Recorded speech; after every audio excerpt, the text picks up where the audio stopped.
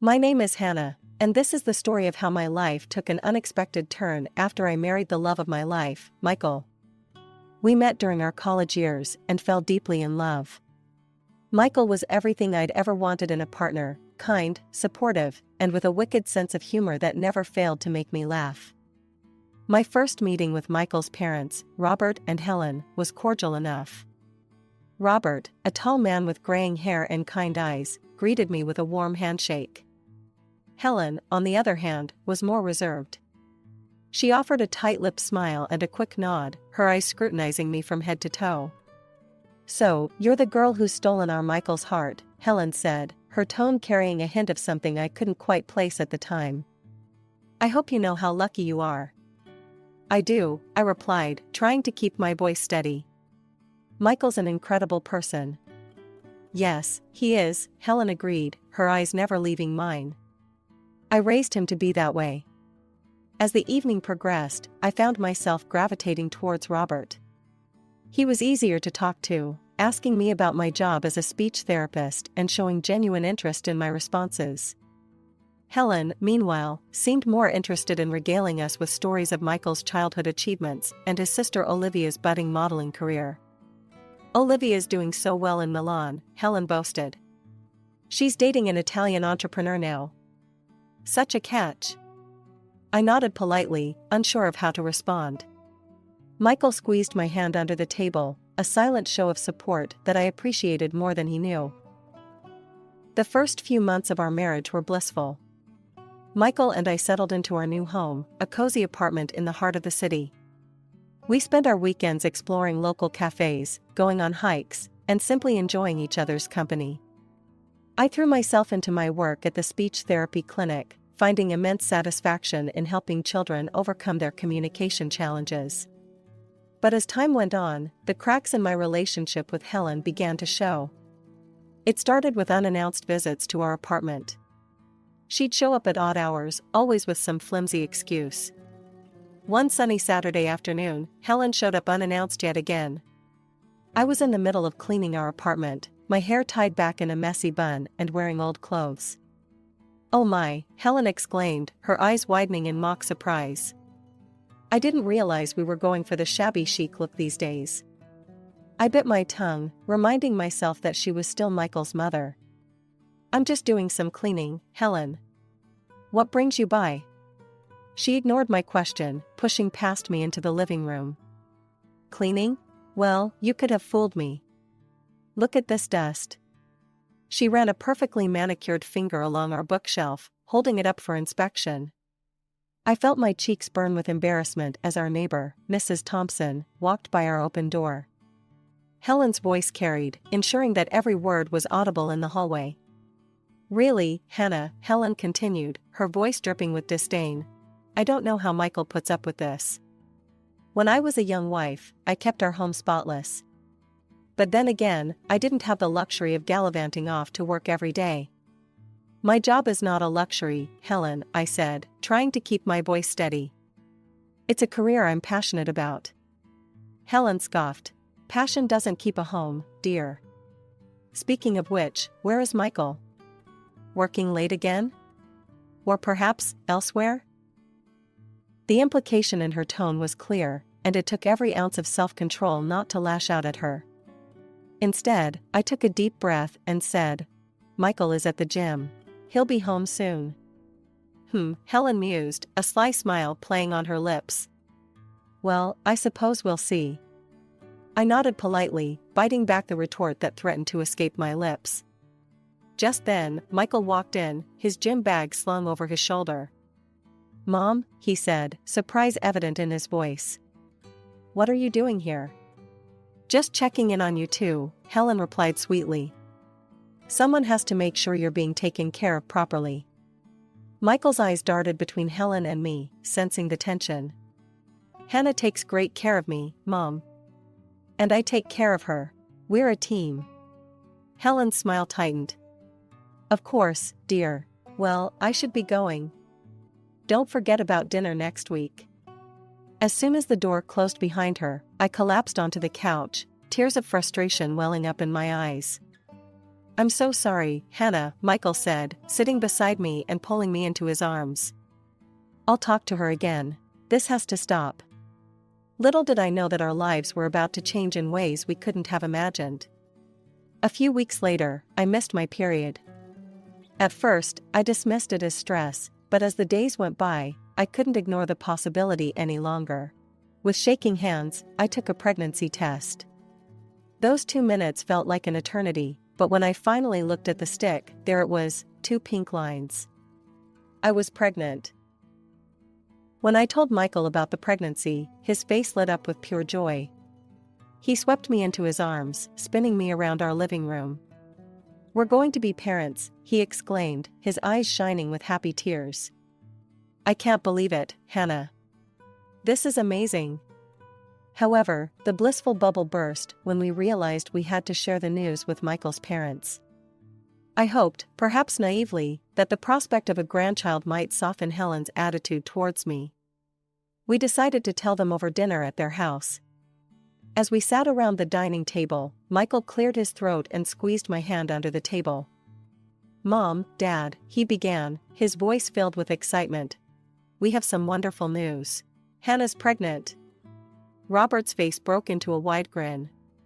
That's fantastic, he exclaimed, reaching across the table to pat Michael's shoulder.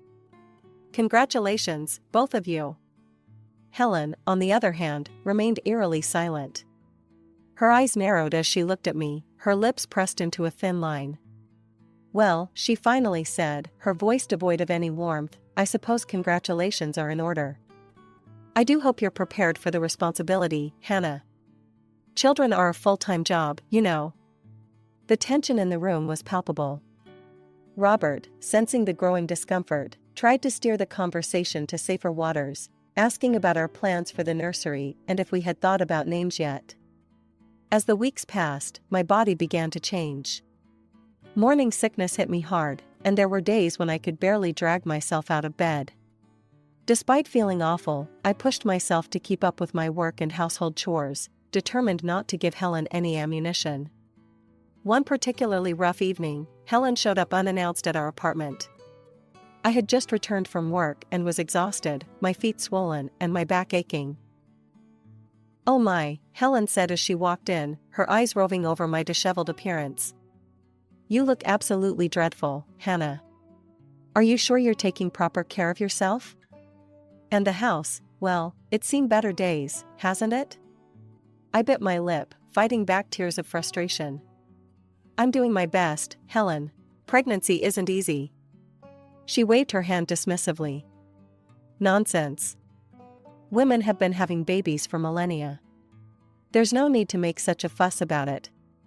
When I was pregnant with Michael, I never let it interfere with my duties. As she continued to criticize everything from the state of our laundry to the contents of our fridge, I felt something inside me snap. Helen, I said, my voice trembling with suppressed emotion. I appreciate your concern, but I'm tired, I'm nauseous, and quite frankly, I don't need this right now. If you can't be supportive, I think it's best if you leave. Helen's eyes widened in shock, then narrowed dangerously. Well, I never, she huffed. Is this how you speak to your elders? To family? Michael will be hearing about this, mark my words. She stormed out, slamming the door behind her. Just when I thought things couldn't get more complicated, our lives took another unexpected turn. One rainy afternoon, the doorbell rang insistently. I opened it to find Olivia, Michael's sister, standing there with puffy eyes and a suitcase at her feet. Olivia? I gasped. What's wrong? She burst into tears and fell into my arms. It's Marco, she sobbed. I had to leave him. He was cruel to me. I barely escaped with my life. I ushered her inside, my mind reeling. Olivia had always seemed to have the perfect life, a successful modeling career, a wealthy husband, a glamorous existence in Italy. But as she poured out her story, a very different picture emerged. He used me, Olivia choked out. He never helped with anything, never gave me money. And now? She placed a hand on her stomach, and I realized with a start that she was pregnant. Helen arrived shortly after, having been called by Olivia. She swept in like a hurricane, all concern for her daughter and venom for the absent Marco. "Don't worry, darling," she cooed to Olivia. "We'll take care of everything." A few weeks later, I gave birth to our beautiful daughter, Emma.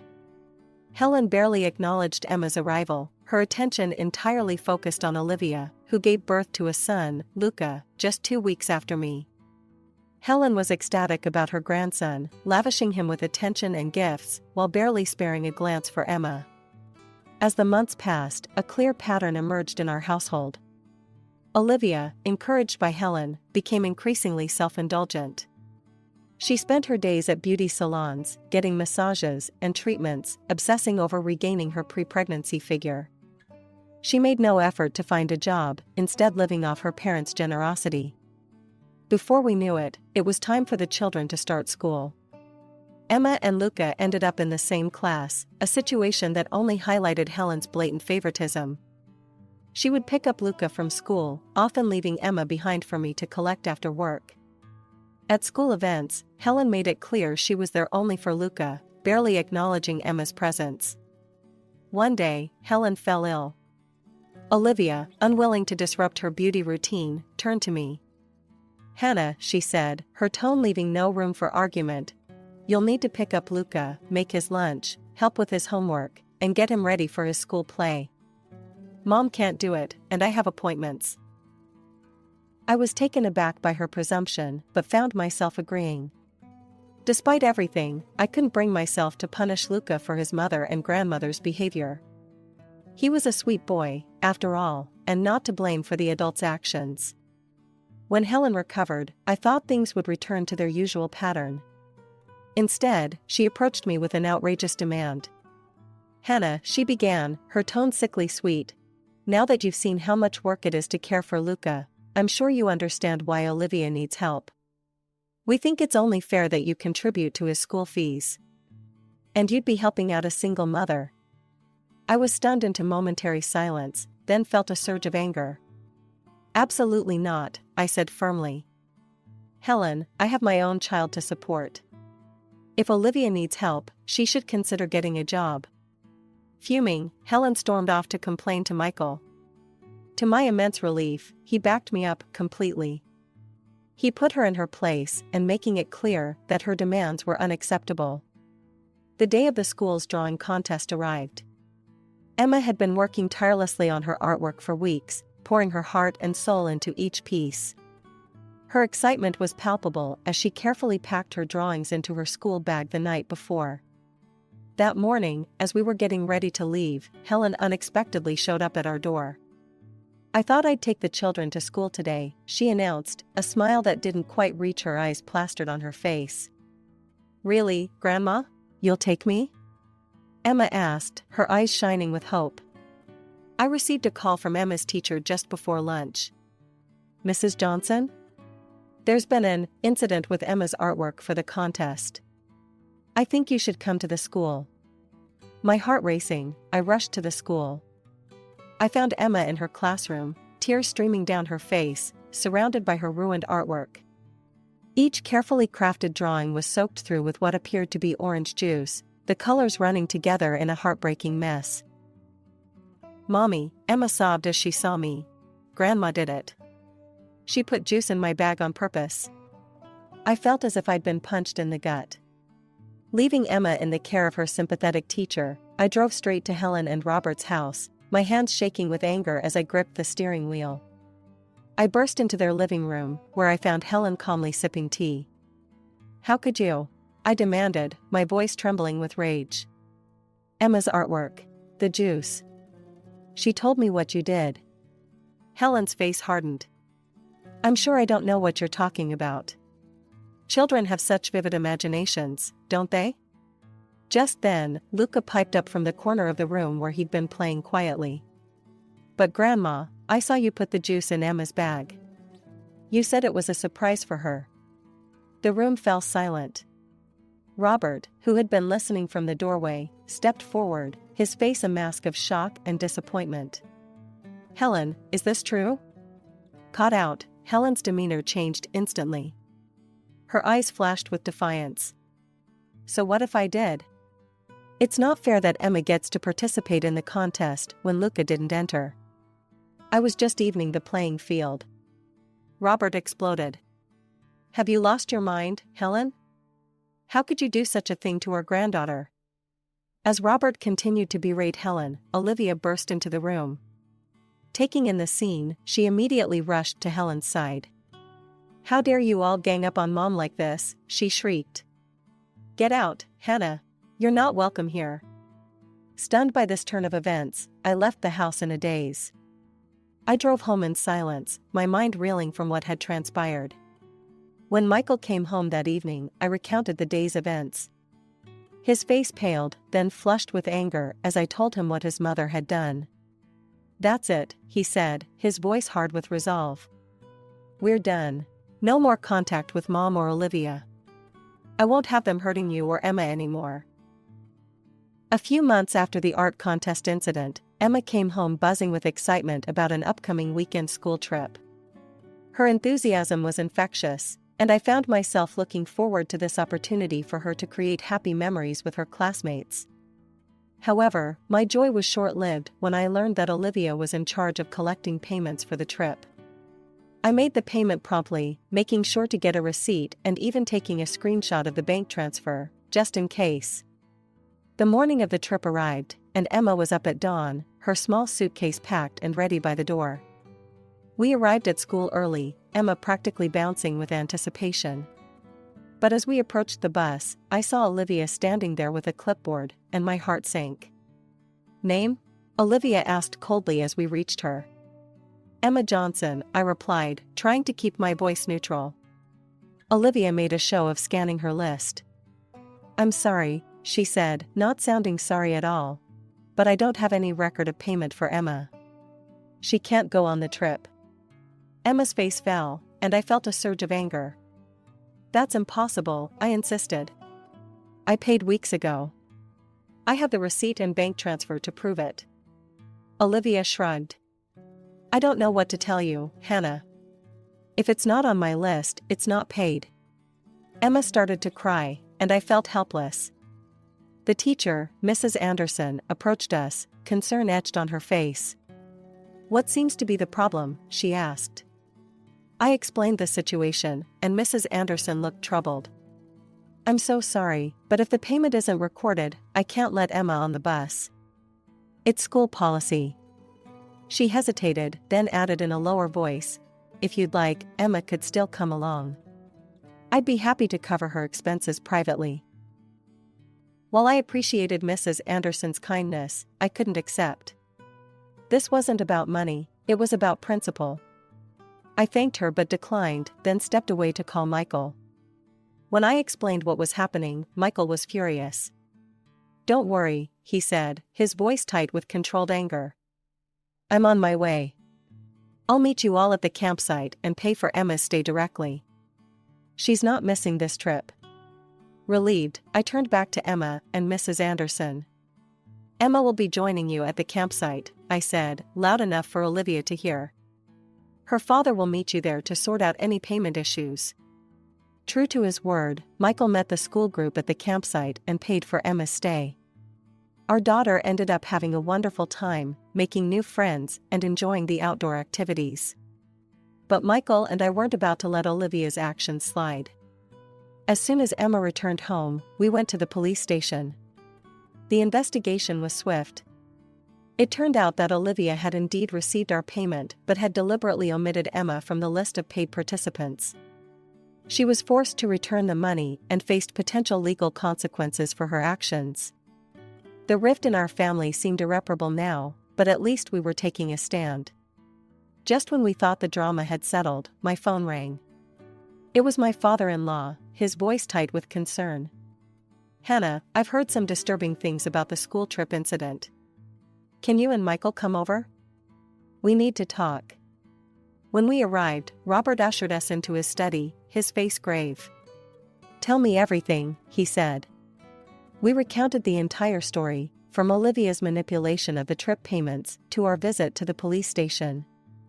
Robert listened intently, his expression darkening with each detail. To our surprise, Robert picked up his phone and dialed a number. "Marco? It's Robert, Olivia's father. I need to know the truth about your divorce." Michael and I sat in stunned silence as Robert put the phone on speaker.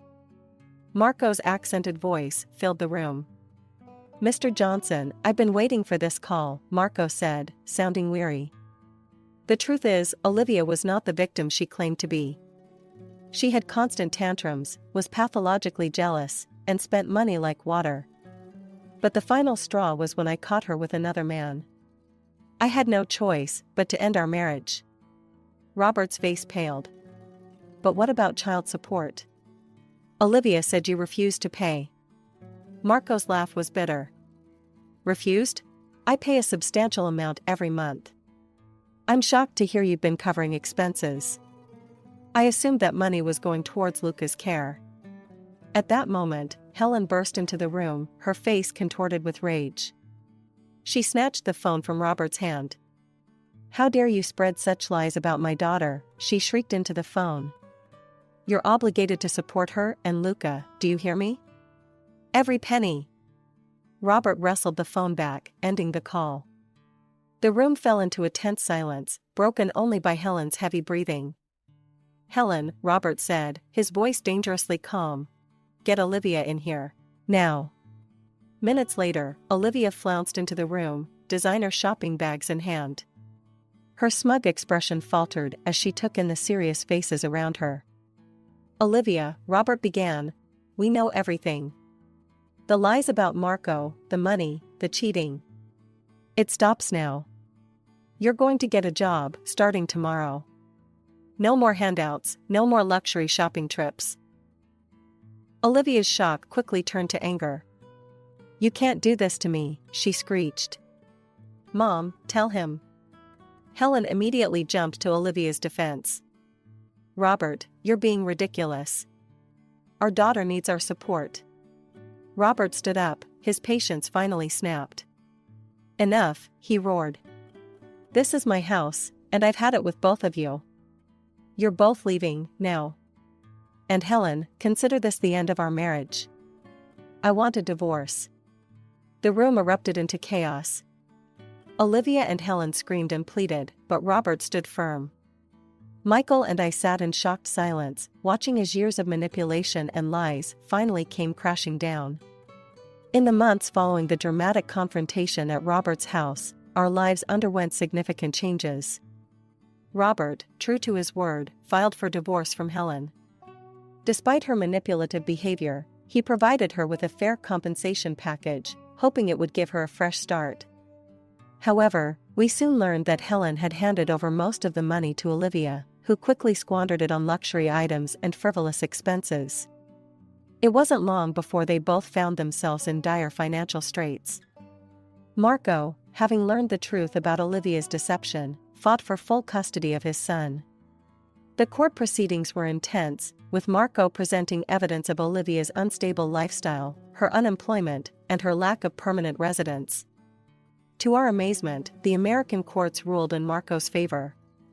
Luca was to be returned to Italy to live with his father. It was a bittersweet moment. While we were relieved that Luca would be raised in a more stable environment, our hearts ached for the little boy who had to leave behind the only home he'd known. Weeks passed, and life began to settle into a new normal. Emma was thriving in school, and Michael and I were enjoying the peace that came with having distance from Helen and Olivia. Robert became a frequent visitor, clearly relishing his role as a doting grandfather to Emma. Then, one rainy afternoon, there was a knock at our door. I opened it to find Helen standing there, looking older and more haggard than I'd ever seen her. "Hannah," she began, her voice trembling, "I need to talk to you." Warily, I let her in. She sat on our couch, wringing her hands nervously. "I've made so many mistakes," Helen said, her eyes brimming with tears. "I realize now how terribly I've treated you and Emma. I miss my granddaughter so much. Please, I want to make amends. I want to help raise Emma, to be a proper grandmother to her. I was hoping, maybe I could come live with you and Michael?" I listened to her plea, feeling a mix of emotions, pity, anger, and a deep-seated weariness. But as I looked at her hopeful face, I knew what I had to do. "No, Helen," I said firmly. "After everything you've done, I can't allow you back into our lives, especially not Emma's. You've shown time and time again that you can't be trusted. I won't risk my daughter's well-being or happiness." Tears streaming down her face, Helen stumbled to the door. As she left, Michael arrived home. He took in the scene with a questioning look. I explained what had happened, and Michael pulled me into a tight embrace. "You did the right thing," he assured me. "We have to put Emma first." In the weeks that followed, we learned that Helen had found a small apartment and taken a job as a sales clerk in a local store. It was a far cry from her previous lifestyle, but it was an honest living. Robert became a constant presence in our lives, making up for lost time with Emma and forming a beautiful grandfather-granddaughter relationship. The pain of the past few years began to fade, replaced by the joy of our tight-knit family.